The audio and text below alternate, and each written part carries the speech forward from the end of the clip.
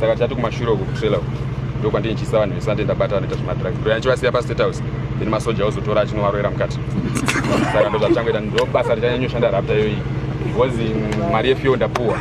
saka apa ndirwadziwe nekuta kura vanhu vanoita zvemadrugs tikatongokonawo nembanje muruoko ndakutokuisawo tikakonawo nedombo mumaoko ndakutokuisawo saka hai haizare zvekumhanya saka vanga vatongogara vakachenjera vakomana